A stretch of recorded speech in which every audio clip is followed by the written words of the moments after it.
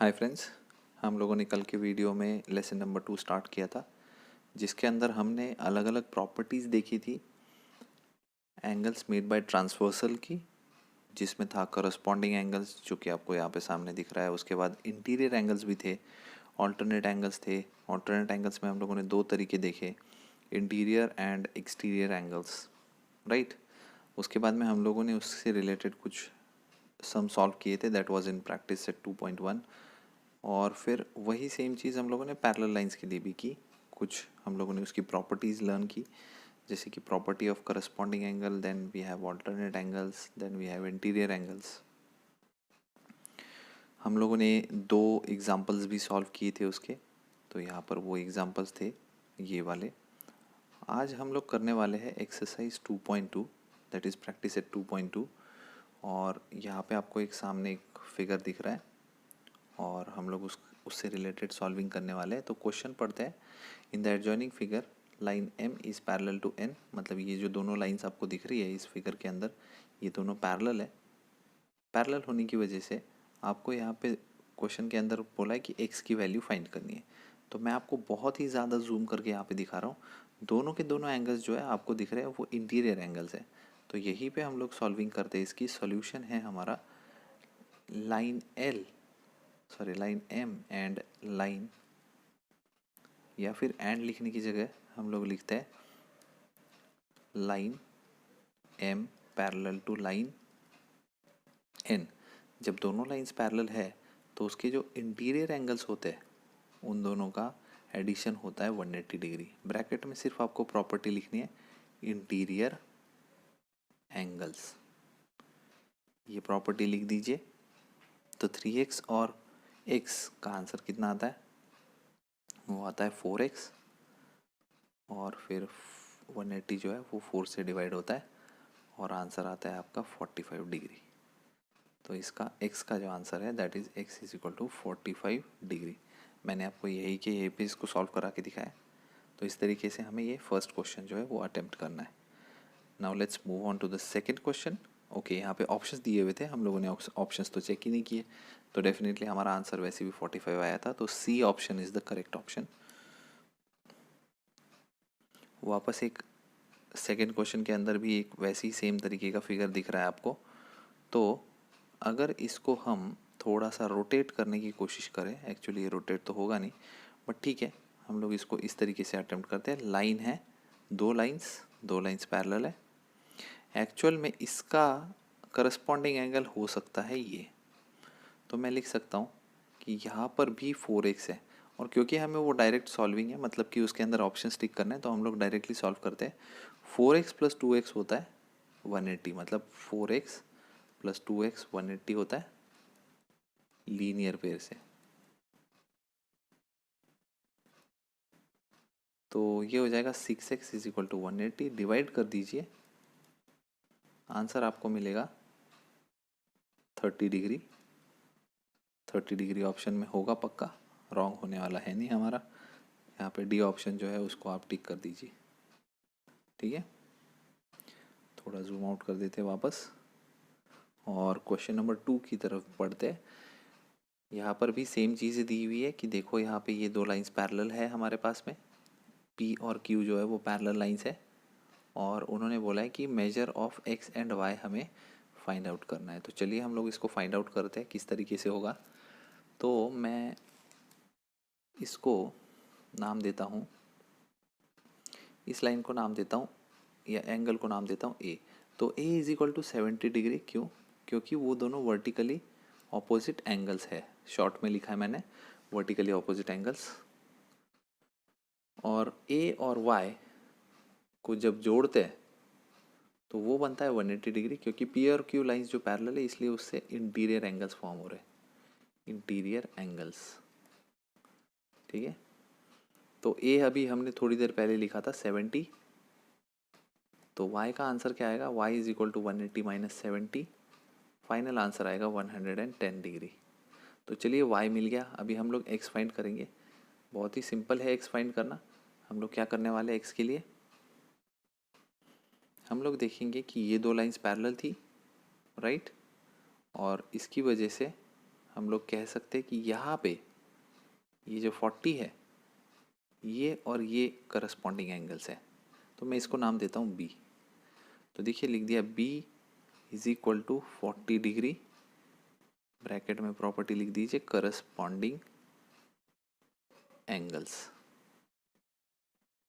जैसे ही ये हो जाए b और x को प्लस कर दीजिए, तो मैं यहाँ पे b जो है वो वापस लिख देता हूँ, b plus x is equal to 180 degree, linear pair मतलब कि एक स्ट्रेट लाइन है। b अभी थोड़ी देर पहले हमने करस्पॉन्डिंग एंगल से 40 डिग्री पता किया था, तो x की वैल्यू हम लोग फाइंड करेंगे। तो x कितना आने वाला है हमारा 180 माइनस 40, आंसर आएगा आपका 140 डिग्री। ठीक है, इस तरीके से हमारा सेकंड क्वेश्चन भी कंप्लीट कर दिया है हमने। चलिए नेक्स्ट क्वेश्चन की तरफ बढ़ते हैं। Question number 3। जैसा कि उन्होंने क्वेश्चन में बोला है कि find the measures of A B और सी और उसके बाद जस्टिफाई योर आंसर्स, मतलब कि हमारे आंसर्स को हमें अलग अलग प्रॉपर्टीज लिख के बताना पड़ेगा। तो चलिए फाइंड करते हैं। तो सबसे पहले क्या करने वाले हैं हम लोग, 80 डिग्री जो है, एक्चुअली मैं इस फिगर को जो है वो ड्रॉ कर लेता हूँ। और एक चीज़ उन्होंने देखो दिया हुआ है चारों लाइंस पैरेलल है, मतलब कि ये लाइन जो है वो इससे पैरेलल है और सारी लाइंस जो है वो एक दूसरे से पैरेलल बनती है। ठीक है, तो हम लोग अभी अलग अलग आंसर्स फाइंड करने वाले हैं। तो सबसे पहले क्या करने वाले हैं हम लोग, देखो यहाँ से मैं आपको बता सकता हूँ कि इसको नाम डी दे दो। तो 80 D is equal to 80 degree होता है, तो एकदम एकदम कॉर्नर से लिखना शुरू करते हैं। D is equal to 80 degree, vertically opposite angles. और डी और सी जो है वो इक्वल है, मतलब कि वो भी 80 डिग्री हो जाएगा। क्यों होगा, क्योंकि वो करस्पॉन्डिंग एंगल्स है। अब C और B ये भी तो करस्पॉन्डिंग एंगल्स है, तो C और B ब्रैकेट में करस्पॉन्डिंग एंगल्स। तो मेरा B आंसर भी जो है वो जैसे C 80 डिग्री आया था वैसे B जो है वो भी 80 डिग्री होगा, क्योंकि C और B दोनों इक्वल है।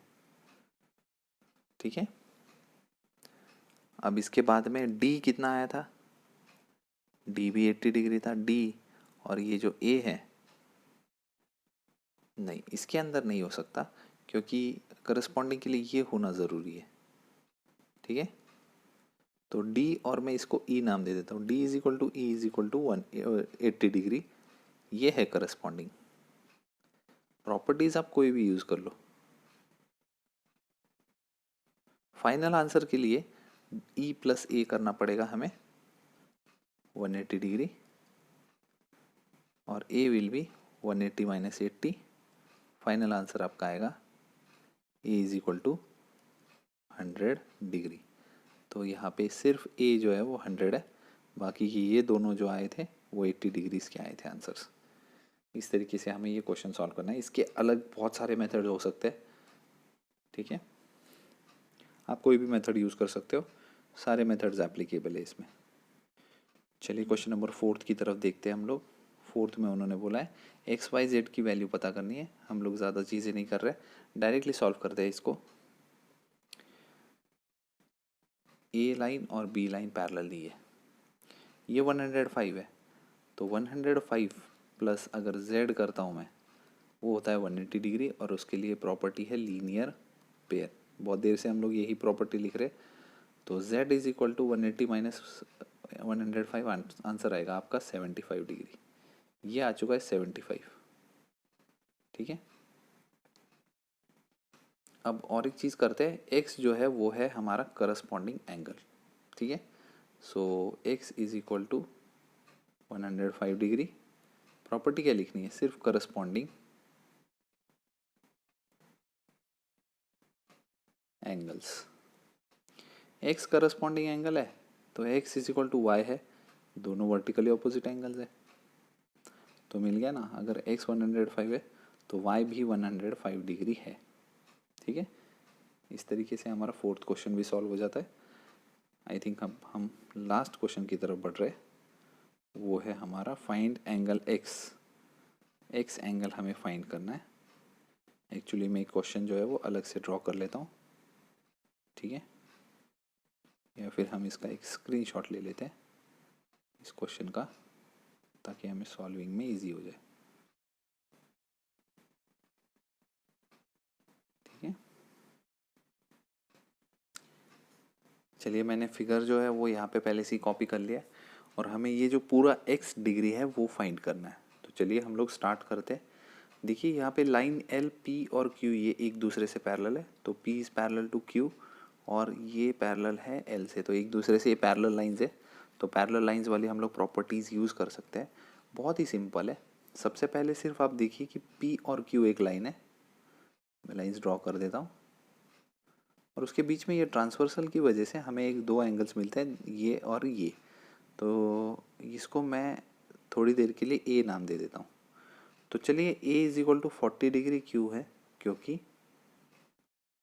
वो है ऑल्टरनेट एंगल्स।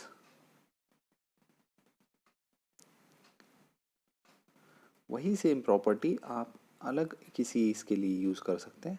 जैसे कि ये लाइन जो है, ग्रीन कलर में कलर करके दिखाता हूँ, वो वापस इससे पैरेलल है, और मैं इसको नाम दे देता हूँ बी। ठीक है, तो 30 और बी इक्वल है, तो B is equal to 30 degree. Property तो वही सेम रहेगी, ऑल्टरनेट एंगल्स। और जब ए प्लस बी कर दोगे तो आपको आंसर मिल जाएगा।